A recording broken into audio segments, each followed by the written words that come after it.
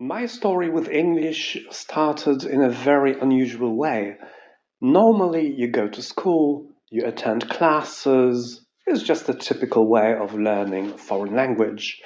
In my case, it was completely different because during the summer holidays in 1985, I can remember I was a child at that time. I was in a small town in Hungary. This town is called Balatonfürdő with my parents, and suddenly I heard a song. It was something like Yamaha Yamaso, and I went absolutely crazy about this song. This song was just everywhere, at shops, just everywhere. People played it over and over and over again, and Hungary, me, everybody went crazy about this song. And later on, I came back to Poland. That I didn't hear this song for a very long time, for 2 or 3 months or 4 months. And I can remember in December 1985, at the end of the year, before New Year's Eve, there was a show on Polish TV. It was called Peter's Pop Show. It was a great show. It was an amazing show because you could hear all the biggest artists from 1985 performing there, like Tina Turner, the Pet Shop Boys, and so on and so on and so on. And suddenly I saw a group and I heard this song. I heard my favorite song called Yamaha Yamaso. But when they started performing this song, there were titles on the screen, titles of the songs on the screen. And when I saw this title, I just couldn't believe my eyes because I thought to myself, it's just impossible. You can't write Yamaha Yamaso in this way. So I was so shocked, so surprised that I decided to check what it actually meant, whether it was really possible to write Yamaha Yamaso in this way. And after New Year's Eve, I went to a bookshop, local bookshop, to buy an English dictionary. At that time, it was really difficult in Poland because most products were not available at shops. We had a huge problem with it. And there were no English dictionaries. It was a Swedish one. So I bought the Swedish dictionary. I didn't use it. I started using it, I think, in 2000 because I visited my friend in Stockholm. I learned a little bit Swedish. It was like 1 or 2 months.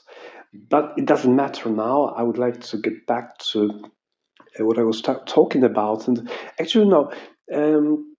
I think that after 1 or 2 weeks, I went to this bookshop again, and finally I bought English dictionary, and I started looking up these words. Your, my, heart.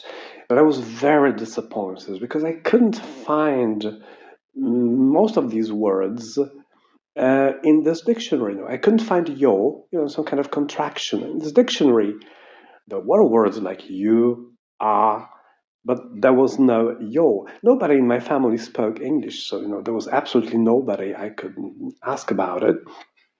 And I was also disappointed because I couldn't find the word sherry.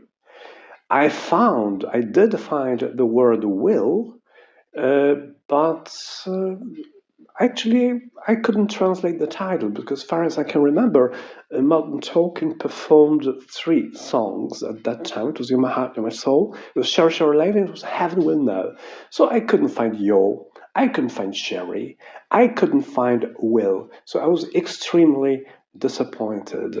But actually, that's how everything started. I started learning English on my own, and later on, after many, many years, I went to America.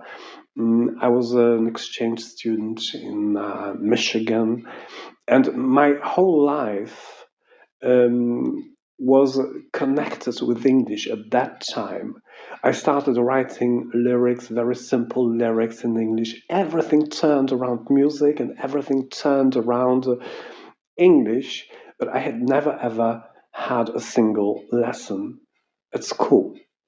So that's why I can say that Peter's Pop Show in 1985, it was a moment when my interest in foreign languages started, and I can say that it's just the beginning of my story with foreign languages and with music as well. And at that time, it was 1985. As I said, it was not that easy to buy English books or English materials. It was, of course, not like today, like nowadays, where anything you want is available at shops. So it was a very big problem for me to learn this language, to learn English. Um, but of course, I will be talking about it in my future episodes. So I hope that you will want to listen to them. Thank you very much for your attention.